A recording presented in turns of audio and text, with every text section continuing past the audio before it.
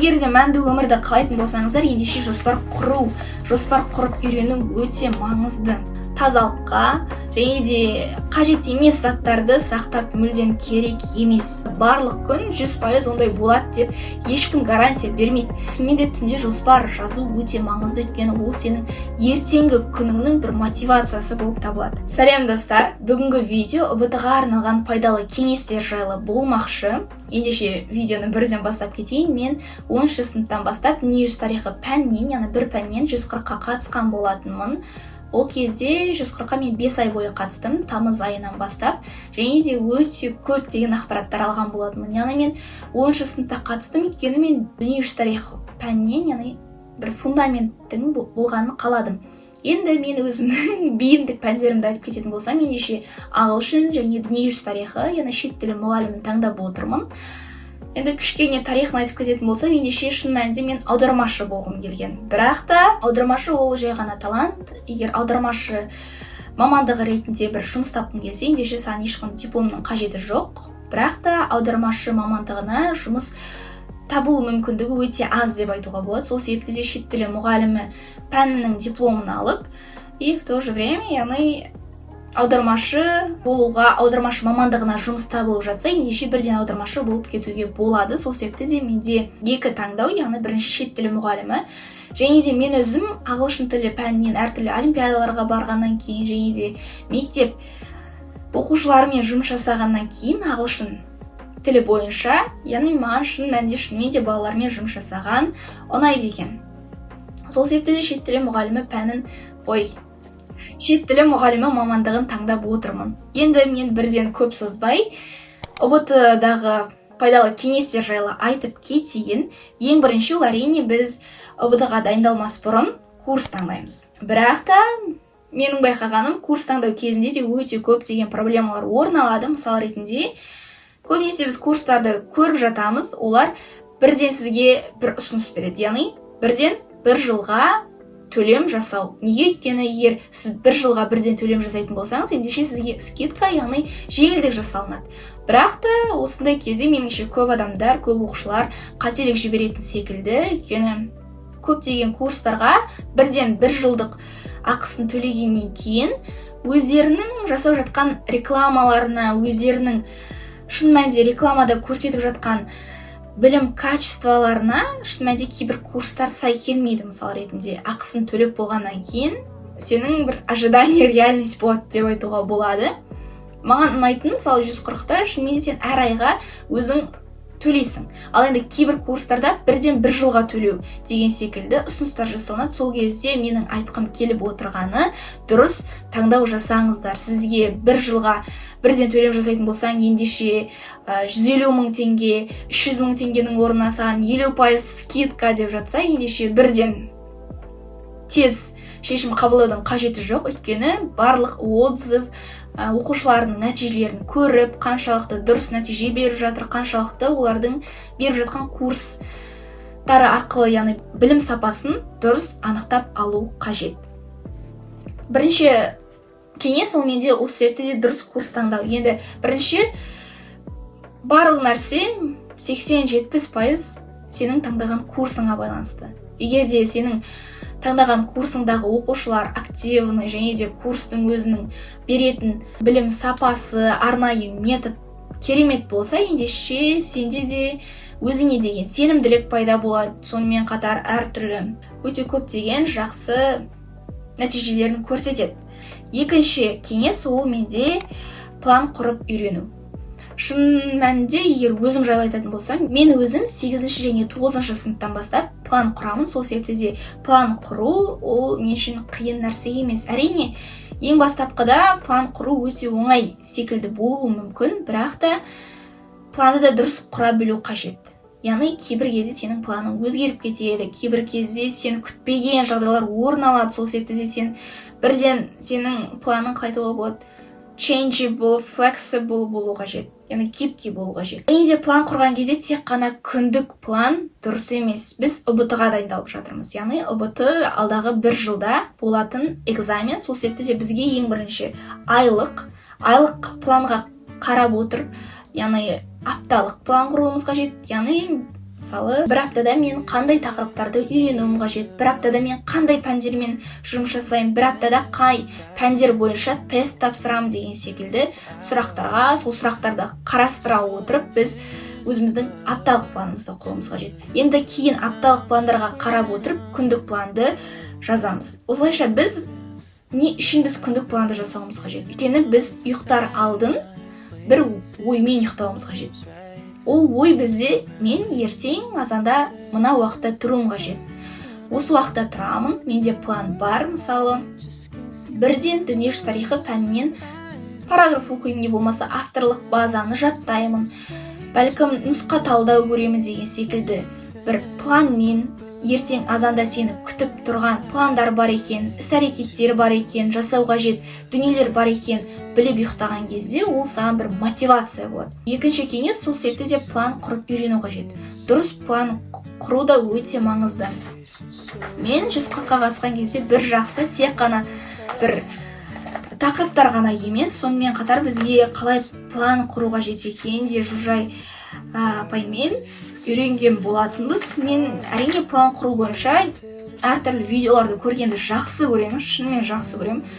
Және де бұл жерде жоспар бойынша да мен конспект жазғанмын. Вот мен мына дәптерді арнағанмын дүниежүзі тарихы пәніне конспект ретінде, бірақ та шынымды айтсам мен мүлдем конспект жасай алмайды екенмін, жаза алмайды екенмін. Өйткені шынымды айтсам конспект ол мен үшін жай ғана артық уақыт құрту. Кейбір адамдар әрине конспект жазу арқылы көп ақпаратты есінде сақтайды. Бірақ та маған жазу, оған уақыт құрту неэффективно.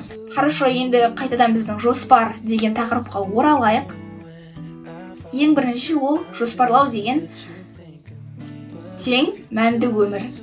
Егер де мәнді өмірді қалайтын болсаңыздар, ендеше жоспар құрып үйрену өте маңызды. Артық фото, бөлме жинау, кітап дұрыстау, бұның барлығы бізде свежий басқа алып келеді деп мен жазып қойыппын. Яғни шынымен галереяда артық фото болса өшіру керек. Егер де бөлмеңіз жиналмаған, шашылып жатса, ендеше оны да жинау қажет. Өйткені бөлмедегі әрбір зат өзінің орнында тұрмаса, значит сенің миыңда да әлі свежий емес, сенің миыңда да өте көптеген ақпараттар бар, поэтому сен көптеген жаңа информациялармен разобраться ете алмайсың. Кейіннен кітаптарды дұрыстау деген секілді, яғни тазалыққа және де қажет емес заттарды сақтап мүлдем керек емес. Бірінші, жаңа айтып кеткендей, жоспарлап үйрену маңызды. Бірақ та Жужай апайдың айтуы бойынша бізде не только жоспарлау, но и сол жоспармен жүру одан да маңызды. Мен де түнде жоспар жазу өте маңызды, өйткені ол сенің ертеңгі күніңнің бір мотивациясы болып табылады. Не үшін жоспармен жүруіміз қажет деген сұрақ.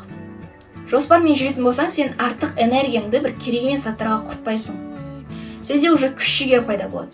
Сенің миыңда уже артық болмайтын дүниелер тұрмайды. Артық қоқыс болмайды сенің миыңда, басыңда, ойыңда. Сен білесің бүгін не істеу қажет екеніңді, не нәрселерді, мысалы, ең қиын, кейін жеңіл деген секілді уже пландарды, іс-әрекеттерді дұрыс сортировать етіп қоя алсаң да, уже сенің миыңда, ойыңда артық ойлар, керек емес мусор дүниелер болмайды.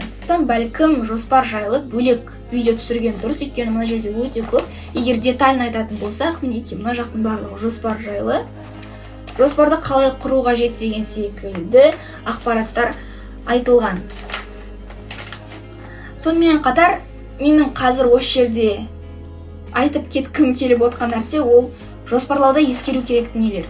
Біріншісі, жоспар ешқашан 100% орындалмайды. Әрине кейбір күндер болады, ешкім саған кедергі келтірмейді, сен өзіңмен өзің қалай план құрдың, сол бойынша мысалы қолайлы уақыт туындайды. Не болмаса бір күн сондай қолайлы болуы мүмкін, бірақ та барлық күн 100% ондай болады деп ешкім гарантия бермейді. 80% жағдайда сен пландағандай болмайды, 100% пландағандай болмайды. Сол себепті де жаңа айтып кеткендей гибкий болу қажет. Егер бір планың орындалмады ма, ол планды басқа іс-әрекетпен алмастырып жібер деген секілді. Кейіннен екіншісі, ол жоспардағы әрекеттер кез келген уақытта өзгеріп кетуі мүмкін.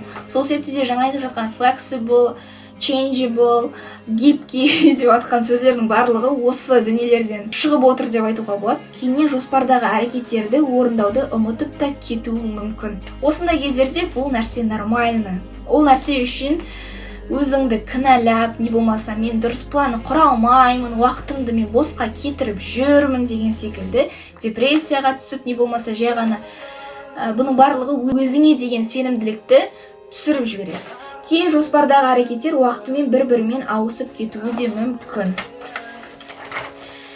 Енді келесі кеңес ол бізде кітап оқу. Өте логичный әдіс, метод. Шын мәнінде көбіміз кітап оқу скучный секілді көрінуі мүмкін, бірақ та мысалы мен дүниежүзі тарихын тағы да оқып бастаймын. 140 курсын аяқтағалы 6 не болмаса 7 айдай өтіп кетті. Сол себепті мен көптеген материалдарды қайтадан ұмытып қалдым, өйткені мен қайталаған жоқпын. Сол себепті мен қазір енді қайталап бастайын деп жатырмын. Айтқым келіп тұрғаны кітап оқу өте маңызды. Өйткені біз өте логичный болса да біз миымызға қондыруымыз қажет. ұбт-дағы сұрақтардың барлығы әрине кітаптан алынады. Сол себепті хотя бы кітап оқып, қай мезгілі, қай уақытта болды, мысалы, қандай события, қай ғасырларда орын алды, хотя бы кішкене разобраться етіп түсінген болсақ, ендеше ұбт-да примерно we might guess табуымыз мүмкін дұрыс вариантты. Егер даже өзімізге сенімсіз болған кезде, хотя бы кітап оқып, кей жағдайлардың қандай ғасырда примерно уже разобраться етсек, оның өзі бізде дұрыс жауап таңдау мүмкіндігін, процентін, пайызын жоғарылатады. Кітап оқып, не болмаса жаттап керек емес, түсіну қажет. Және ол нәрсе мүмкін болса, кітап оқыған кезде де бір методтарды қолдану қажет, чтобы кітап оқу процесі саған қызық болу керек. Потом диктофон қолдану. Диктофон қолдану. Маған да басында өте қиын болған, диктофонды жиі тыңдау өте қиын. Иногда сенің даусың, өзіңнің даусың өзіңе біртүрлі болып естілуі мүмкін. Но потом you just get used to it. Бұл нәрсеге де үйреніп кетесіздер. Не үшін диктофон қолдануға қажет? Өйткені көп уақытта біз кітап оқуға уақыт болмайды. Мысалы, сен ыдыс жуып жатып кітап оқи алмайсың ғой. Сонымен қатар, мысалы, үйдің тірліктерін жасап жатып, сен кітап оқи алмайсың. Логично. Сол секілді, сондай жағдайларда, сондай ситуацияларда не істей аламыз? Сондай уақытта біз диктофон тыңдай аламыз. Яғни біз бір оқпен екі қоян атамыз деп айтуға болады. Ыдыс жуып жатамыз, және де диктофон тыңдау арқылы авторлық базаны жаттауымыз мүмкін, не болмаса бір параграфтерді қайталап шығуға бізде уақыт болады. Сол себепті де уақытты дұрыс қолдана білу өте маңызды.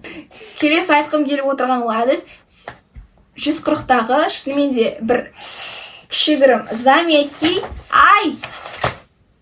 заметки Бекслан ағайдан 140 оқып жатқан кезде айтқан 80% қайталау, 20% жаңа ақпарат деп. Шынымен де керек емес. Егер 20% қайталау, 80% жаңа ақпарат болса, бұл жай ғана трата времени. Өйткені сен өзің жаңадан үйренген ақпараттарды қайталамайсың. Оны қайталамағаннан кейін оңай есте сақталынып қалған ақпарат оңай тез естен шығып кетеді. Үнемі қайталап отыру арқылы біз өзіміз жаңадан үйренген материалды, ақпаратты ұзақ уақыт есімізде сақтаймыз, және де шатасу, қателесіп кету, жауаптардан сұрақты дұрыс түсінбей қалу деген секілді проблемалар туындамайды. Келесі мендегі кеңес ол нұсқа талдау көру.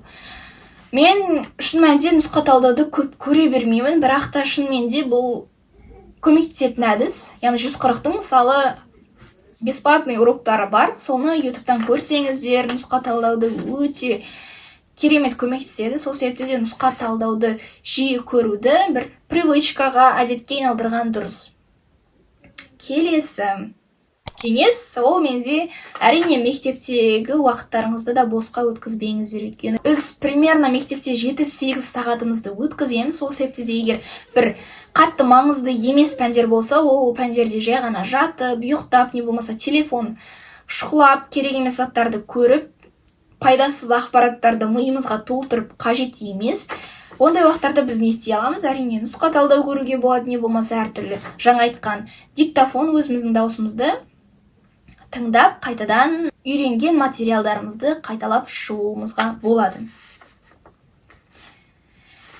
Енді келесі айтайын деп отырған соңғы кеңесім, бізде барлығымыздағы проблема ол біз жатып аламыз, отырамыз, телефон шұқылаймыз, и бізде мынандай ситуация болады, жағдай болады. Біз өзімізді как-то инсест деп айтады, өзімізді мүмкін болса мәжбүрлейміз телефонды тастауға, тиктоктан шығуға, бірақ не получается.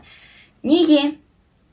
Сен просто, мысалы, тиктоктан видеоларды, не деп айтады, роллинг дейді ғой, жай ғана өткізіп қарап отырсың.